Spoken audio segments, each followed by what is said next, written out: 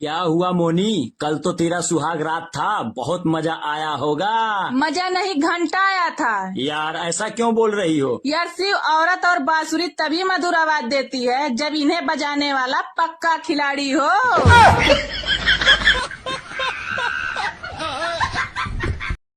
नमस्ते मैडम जी। नमस्ते नमस्ते। तुम वही हो ना जो हर लड़कियों के पीछे पड़े रहते थे? आज यहाँ कैसे? मैडम मैं छोड़ चुका हूँ दुनिया का मोह माया, अब लड़कियों से दूर रहता हूँ। अबे साले, घुमा फिरा कर क्यों बोलता है? सीधा सीधा बोल ना कि मैडम अब तुम्हारी लेना चाहता हूँ।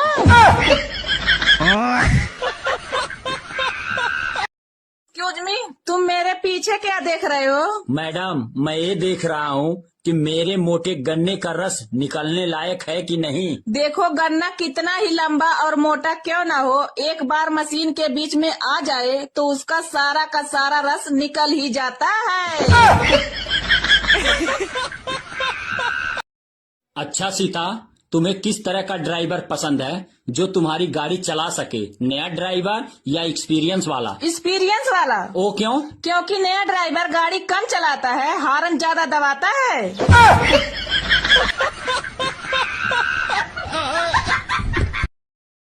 क्या बात है सीता, जब से तेरी शादी हुई है तू और निखरती जा रही है। यार सिर्फ चेहरे के साथ साथ बदन भी खिलता है जब मर्द के मोटे औजार से विटामिन मिलता है।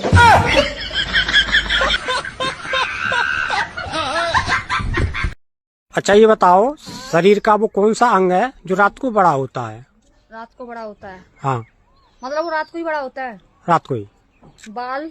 नहीं। तो फिर क्या? खून? नहीं, खून का रात को बढ़ता है, मतलब वो बड़ा होता है? बड़ा होता है। मुझे नहीं पता क्या है फिर, ऐसे जो रात को ही बड़ा होता है। कैसा आप बताओ।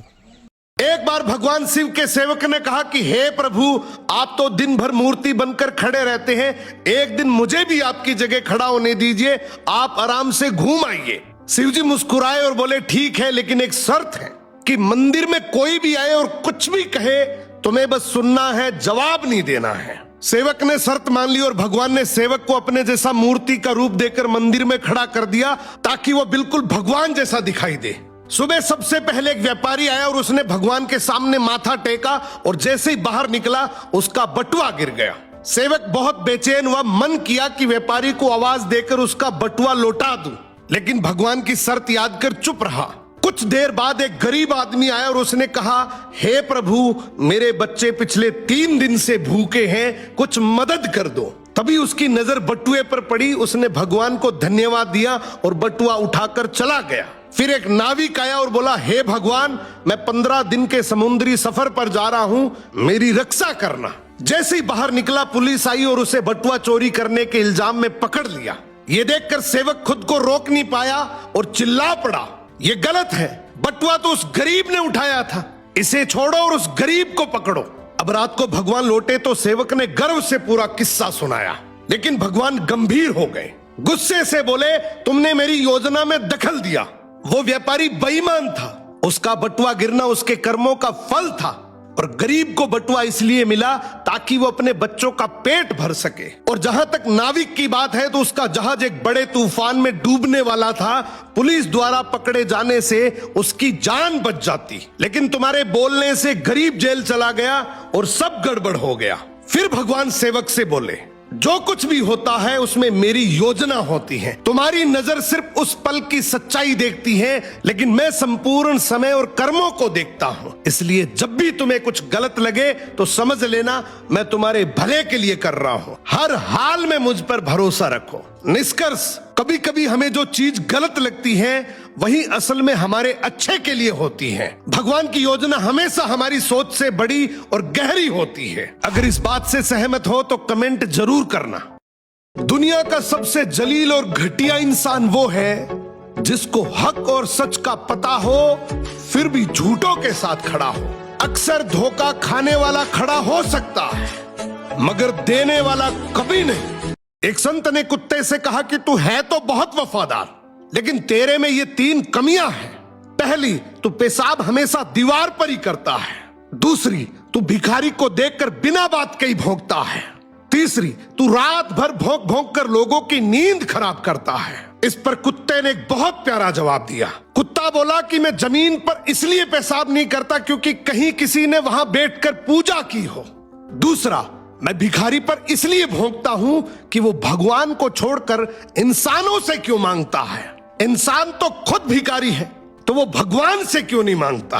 और तीसरा, मैं रात में इसलिए भौंकता हूं कि हे पापी मनुष्य, तू इस भ्रम की नींद में क्यों सोया है। अपने उस प्रभु को याद कर जिसने तुझे इतना सब कुछ दिया है। इस पर आपका क्या कहना है, कमेंट में जरूर बताना। लड़कों को हार्ट अटैक ज्यादा क्यों होता है पता है? क्योंकि वो अपने सीने में पहाड़ जितना दर्द दबा कर रखते हैं और बाहर से हंसते हुए घूमते रहते हैं। दिन रात गधे की तरह मेहनत करते हैं सिर्फ अपने परिवार को खुश रखने के लिए, और आखिर में वही इंसान सबसे ज्यादा नजरअंदाज किया जाता है। यही है आज के समाज की गंदी हकीकत। अगर आप भी इस सच्चाई से सहमत हैं तो इस रील को शेयर करके कमेंट जरूर करना। अचानक चूहे की नजर किसान पर पड़ी जो जमीन पर एक चूहेदानी लगा रहा था। खतरा भांपते ही चूहा दौड़कर मुर्गे के पास पहुंचा और घबराहट में बोला, घर में चूहेदानी आ गई है, हमें कुछ करना होगा वरना सब मुश्किल में पड़ जाएंगे। मुर्गा हंसते हुए बोला, ये तेरा मामला है, मेरा नहीं, मुझे चूहेदानी से क्या लेना देना। निराश चूहा बकरे के पास गया और मिन्नत करते हुए बोला, खतरा सिर्फ मेरे लिए नहीं है, हम सब के लिए है। बकरा मुस्कुराकर बोला, अरे भोले, मैं तो बकरा हूं, चूहेदानी मेरा क्या बिगाड़ लेगी, और वैसे भी मेरा मालिक मुझसे बहुत प्यार करता है। चूहा उदास होकर चुपचाप अपने बिल में जा बैठा। उसी रात चूहेदानी से एक जोरदार आवाज आई, उसमें एक जहरीला सांप फंस गया था।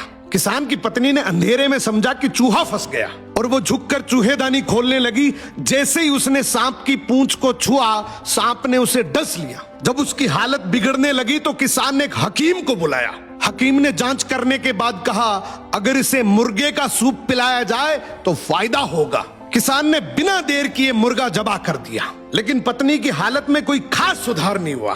कुछ दिन बाद हकीम फिर आया और बोला, अगर बकरे की चर्बी जख्म पर लगाई जाए तो शायद आराम मिले। किसान ने बिना सोचे बकरा भी काट दिया, लेकिन फिर भी उसकी पत्नी की जान नहीं बची। घर सूना हो गया। चूहा भी चुपचाप अपना ठिकाना छोड़कर कहीं और चला गया। दूसरों की समस्या को अपनी समझकर मदद करना ही समझदारी है। अगर इस बात से सहमत हो तो कमेंट में यस टाइप करना।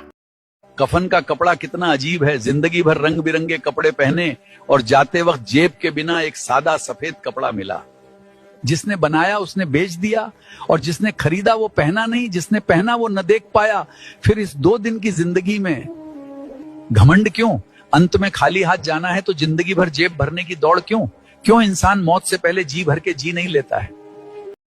तुम मेरा पीछा करना छोड़ दो, तुम्हारे बस की बात नहीं है हमें संभालना, डूबकर मर जाओगे, हमारे पास ऐसा गड्ढा है। मैडम, एक बार औजार जाने दो, वही तो इसका अड्डा है।